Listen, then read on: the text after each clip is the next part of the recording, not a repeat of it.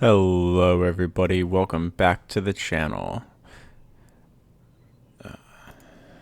Why are you show?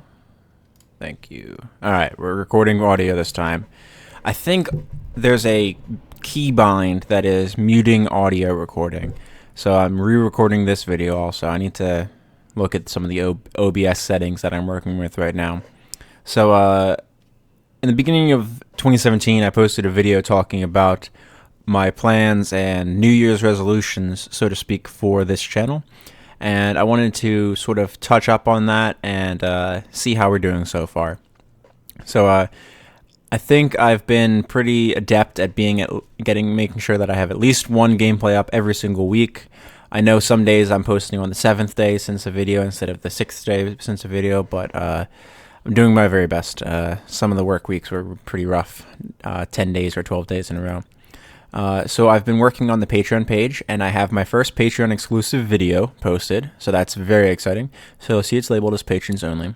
And this is one of the big things moving forward with the channel, I believe. I'm going to be posting, it will not distract from my normal posting of videos on the public YouTube channel, but there will be Patreon exclusive videos. Furthermore, if you do decide to become a patron of my channel and support me on Patreon, every exclusive video for Patreon is non-monetized. You will not be charged on Patreon for the video, and it is non-monetized on YouTube. Because it's set to private only, there's obviously less views on it, but it's content that is specifically for the people who have chosen to support the channel and become a member of the crew. Let me show you real quick how you can do that. If you click on one of the links in the description of my video, let's pop this up. Let's not play it. All right, all the way down to the bottom. So in here, there's a link for my Patreon, so you can just click on that, and that'll bring you over here to patreon.com/untaplandpass. That's my handle here and on Twitter. And you can see the rewards. You decide what is right for you. I've reduced this from $2 to $1.50. So you can click on whichever tier you so choose, or you can just click become a patron. So let's click on that. And you can select which one you want. And then you click continue. And you can set a monthly limit on how much you want to support the channel. So if I only make 2 videos that get posted and monetized to Patreon a month, or 1 month, and your monthly max was $3, let's say, you only have to pledge $2 that month. Or you've only pledged $2 for that month. If you pledge a max of $3 per month, and I post 4 videos on Patreon, then you're only charged for 3 of them. So it's really customizable to however you want to do it. Really, any little bit helps, and it helps me make better content for you guys, and it helps me sort of build towards some of the ideas that I have for this channel. And that leads me to this discussion about some of the ideas and the channel itself. So one of the things that I'm looking at building, I'm sort of trying to future-proof my plans for MTGO, with Nate talking a little bit about the chances of Breya getting a hammer or nerfed. I think the best way, if I am the person who's looking to nerf the Breya deck, I target Winter Orb. I ban Winter Orb out. That said, I do not think that you can ban Winter Orb out of the format. I do not think it's a good decision on WotC's part to ban that card out of the format, because that forces decks to play more devastating answers, so to speak. Winter Orb's very devastating, but Armageddon feels worse,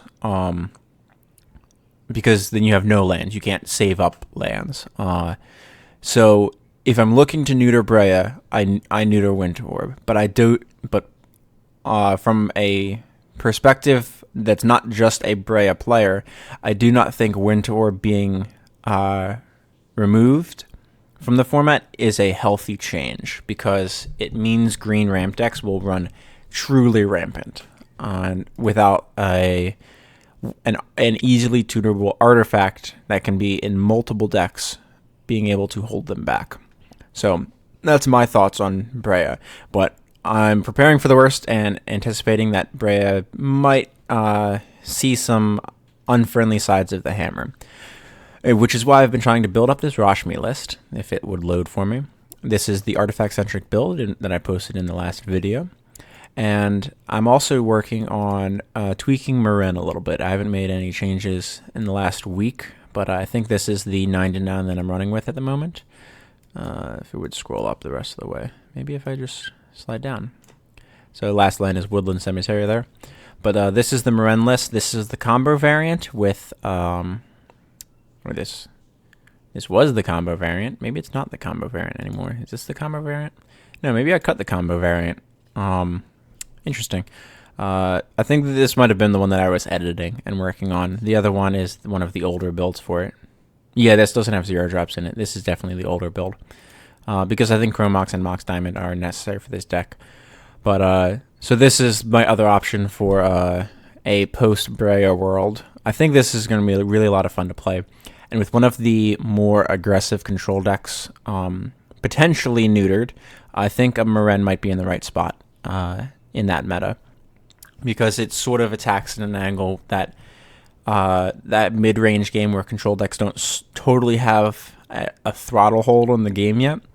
And Meren likes to take that first finger that's around its throat and pry it away and then pull the whole hand away and turn it against the opponent. And I think that's right where Meren wants to be as an archetype, because she is a mid-range deck in the sense that when you get to the mid-game, you will win the late game. If you can be at parity or even ideally slightly ahead by turn 5, turn 6, I think Meren will almost always win the game, because her value is too much for so many decks to be able to grind out.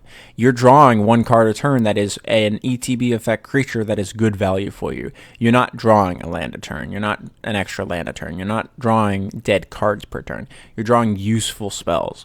And I think that's where Meren needs to be. And why she's so potent as a green-black commander of choice. So I'm just definitely testing with her. I'm just testing with Rashmi, and I think those will be the 2 decks that I'm going to try to build towards after this.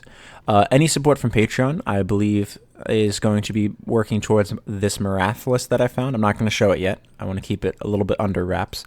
It's a Hate Bears style Marath deck, and if Brea herself gets the hammer, I believe Marath is the next best toolbox style commander, in the way that Marath comes down, and the commander itself can do a lot. It can make an army of dudes. It can burn damage. It can burn planeswalkers. It can pump your other teammates. And I think that type of toolbox is sort of where EDH is very good. Because the litany of partner commanders, until partner gets fixed somehow, is that your opponents always start up 1 card on you. So your commander has to produce card advantage for you, in a sense. Rashmi builds card advantage for you. Meren builds true card advantage for you. Marath can get true card advantage for you by killing off creatures or making tokens. And I think that's where a commander needs to be viable as a solo commander in the partner meta. I personally think Nate likes the restriction on what the changing of the rule to when you cast a commander from your command zone, you must pay its mana cost plus 2 mana for each previous time you have cast a commander from your command zone. Which would mean that if you cast Tymna or Thrasios on turn 2 for 2 mana, Tymna costs 5 mana now, even though you have not cast Tymna yet. I think another alternative to the partner mechanic would be if you start the game with two cards in your command zone, you draw 1 less card. Your starting hand is 1 less card, and that's a little bit more of the not Avatar, like the Momir basic style Vanguard. That's the card name I was looking for. It's more of the Vanguard style rule set of reducing starting cards in hand, but I think that would be the better way to do it, because the increase in mana cost will be absolutely brutal for people playing partners. And I think it might be a deal breaker for people playing partners. And I don't think we should make a rule that removes them from the meta. I think they are okay, but they need to be in check. And I think the way to make them in check is starting hand size reduced by 1. The first hand they draw should be 6 cards, because one of their 7 cards is in their command zone, compared to a deck like Maren, who has starting hand of 7 plus 1 in the command zone. They get a starting hand of 6 plus 2 in the command zone, so still access to 8. And I think that would be the correct direction to go. And then it really incentivizes you to make sure that your partners, or you build your deck as a way to recoup that loss, so to speak. Because your Thrasios will recoup it on turn 4 after you play him on turn 2. All right? Or you get a Sylvan Library down, or you have Timna deal combat damage once, and then you're back ahead of your opponent. But at least that way, people start with equal parity, assuming both players keep their opening hands. There's an equal parity of cards that a player has access to. And I think that might be a better direction than the mana cost applying to the other creature, because I don't want partners to be removed entirely from the format by a rule that is just meant to make them fair. So maybe starting hand size might be the right place to look for WotC. Now I'm getting off topic. So that's my goals for the channel right now. I'm looking towards building Marath. I'm trying to make this Patreon really well set up. And if you want to take a look, I'll have a link in the description so you can check it out. I've added the thank you page to the lowest level reward, so that way anyone who wants to pledge will have an option, will be included in my supporters page, or supporters credits, when I can get better at editing. I'm still working on it, guys. I am not by nature a graphic designer or video editor. So I hope you guys enjoyed it. I know it's not the usual game, but I've posted a couple, and if you want to support me on Patreon, you do have some games to look at, just so you know. Don't forget to like, subscribe, and share the video to anyone you think might enjoy it. If you're on Reddit, you can reach out to me at Keepflyin on Reddit. It's u/Keepflyin. Twitter is at UntappedLandPass. Patreon is UntappedLandPass. And on MTGO, it is Keepflyin. I really love interacting with you guys, whether it's in comments. One of the best feelings I've had recently is seeing a notification when I log into Reddit and seeing that somebody tagged me in a comment when they were asking on the competitive EDH subreddit, what are some good EDH content creators on YouTube?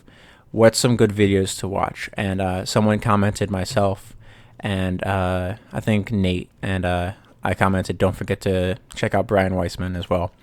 But it feels really good to know that you guys and girls are enjoying the content that I'm putting out for you guys, and really hopefully learning from my channel in the same way that I'm learning from creating this content for you. I always like to say that this channel is about having a discussion about this format. I am by no means the end-all, be-all authority on this format, or authority on what plays right. A lot of times in my live gameplays, I'll mention, I don't know if this is the correct call. And it's true. Sometimes I don't know. And it's about acknowledging that there's going to be faulty plays, there's going to be faulty decisions at different points, and then growing from that point. So don't forget to like, subscribe, and share the video to anyone you think is going to enjoy my content. I love hearing you guys tagging me and sharing my content on Reddit. And I'll see you all in the next one for another gameplay.